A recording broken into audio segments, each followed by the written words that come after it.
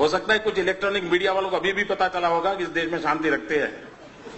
अमरनाथ की यात्रा पर इतने हमले हुए, इस देश में किसी ने कहीं कंकर तक फेंका नहीं है मित्रों। अमरनाथ की यात्रा पर इतने हमले हुए, इस देश में किसी ने कोई कंकर तक फेंका नहीं है। रघुनाथ जी के मंदिर पर हमला हुआ, इस देश के अंदर किसी का घर नहीं जलाया गया था। अयोध्या में प्रभु राम जी के मंदिर पर हमला हो गया, वाराणसी में हमला हो गया, इस देश में कंकर नहीं गिरा है मित्रों। गुजरात के अंदर अक्षरधाम पर आतंकवादी आए थे मित्रों, गुजरात ने बंद रखा था, लेकिन गुजरात में अक्षरधाम के बाद एक कंकर तक नहीं पड़ा है। लेकिन कुछ लोग हैं इन चीजों को भूल जाना चाहते हैं, सच्चाई को उजागर करने की उनकी हिम्मत नहीं है मित्रों, और इसलिए झूठी बातों को लेकर के हिंदुस्तान की जनता को गुमराह करने में लगे हुए। और इसलिए मैं कहता था मित्रों, इस देश में एक विदेशों के पैसों से पला हुआ एक 5 स्टार एक्टिविस्टों का वर्ग है, जिसकी हर गतिविधि को चौंक करके देख लीजिए।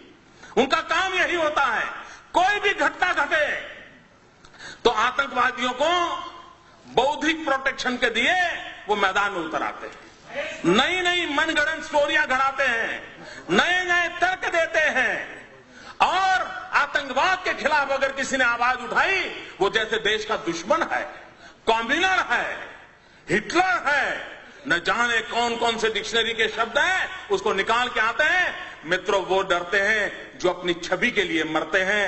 मैं तो वो इंसान हूं जो हिंदुस्तान की छवि के लिए मरता हूं, मुझे मेरी छवि की परवाह नहीं।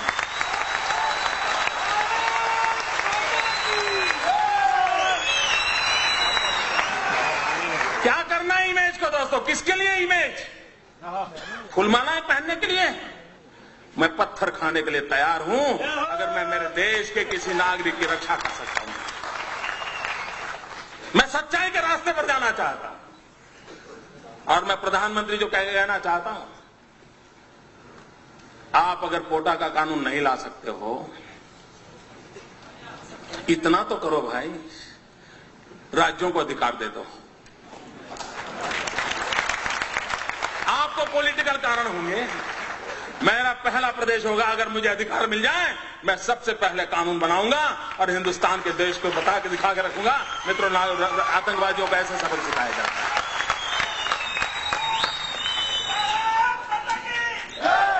कुछ तो हिम्मत दिखाओ भाई, लोग बेमौत मर रहे हैं और आप अपनी राजनीति पर उतारू हैं, देश के भविष्य की आपको चिंता नहीं है। और मित्रों, कैसी हरकतें हो रही हैं, आतंकवाद ऐसे नहीं बढ़ रहा है।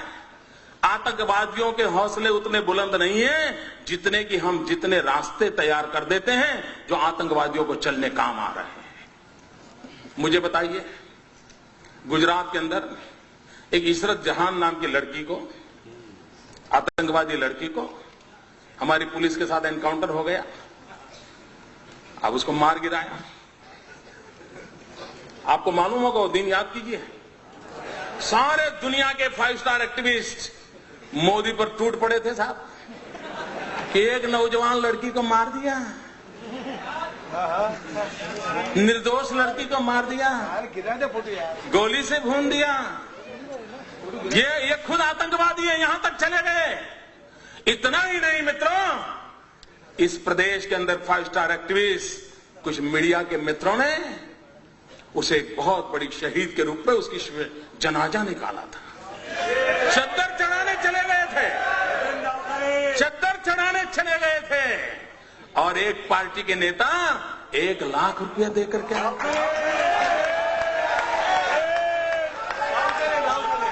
सब किया था, सब कुछ किया था। मैं चुप था, वैसे भी मैं ज्यादा बोलता नहीं।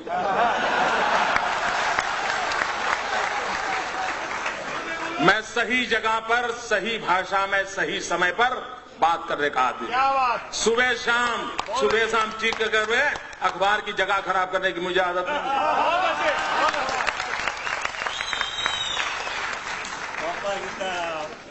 दो प्रकार के नेता होते हैं दोस्तों, कुछ नेता हैं जिनको सिद्धि में विश्वास है, कुछ नेता हैं जिनको प्रसिद्धि में विश्वास है।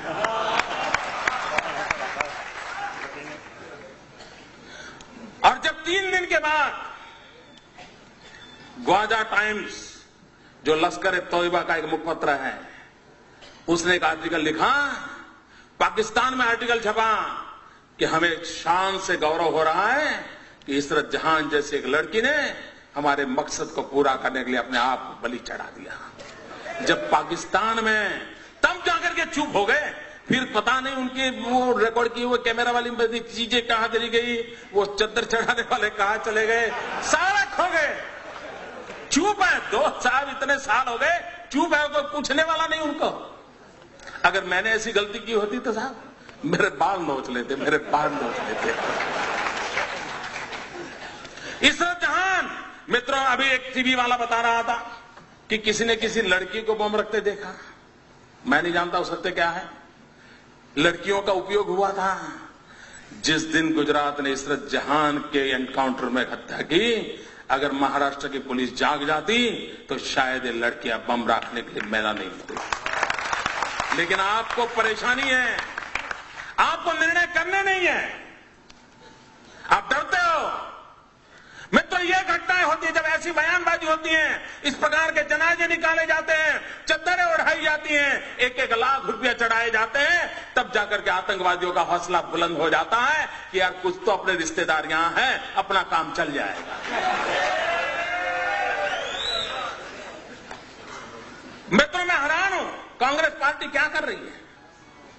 कोयम्बतूर के अंदर 98 में एक बम धड़ाका हुआ, चुनाव सभा में बम धड़ाका हुआ। अडवाणी जी उस सभा को संबोधित करने के लिए पहुंचने वाले थे।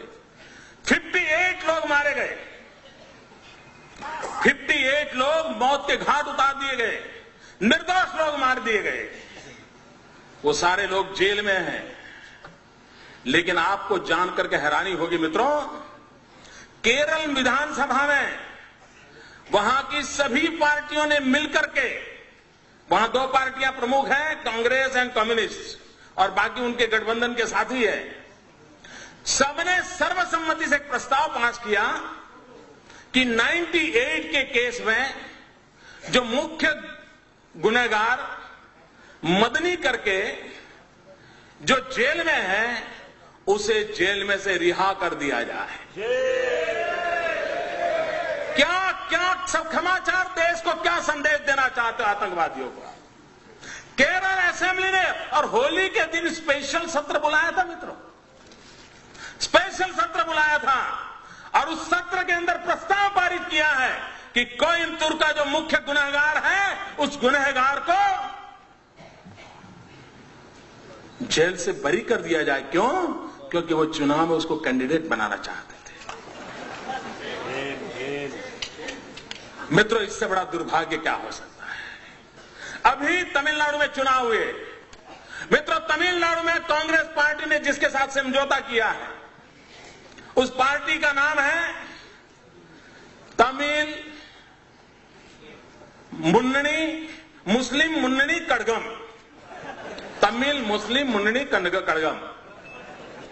मित्रों, सीमी पर जो चार्जशीट है, सीमी पर जो चार्जशीट है, उस चार्जशीट में ये तमिल मुस्लिम मुन्नी कड़गम का नाम है। उसी पार्टी के साथ तमिलनाडु में कांग्रेस पार्टी चुनाव समझौता किया और चुनाव लड़ा। मित्रों, आप आतंकवाद से लड़ सकते हो क्या? क्यों देश को गुमराह कर रहे हो? और मैं देश के बुद्धिजीवियों को कहना चाहता हूं, क्या यह गुनाह नहीं है देश के साथ? क्यों उनका हिसाब नहीं मांगा जाता है? अगर मोदी गुनाह करता है तो आपको अधिकार है, और मैं सामने से कहता हूं अधिकार है, आप मेरी खाल उतार लीजिए। लेकिन देश के हित में और लोग जो पाप कर रहे हैं, उनसे भी तो देश को प्रशिक्षित कीजिए। क्या ये दायित्व तो नहीं है हमारा?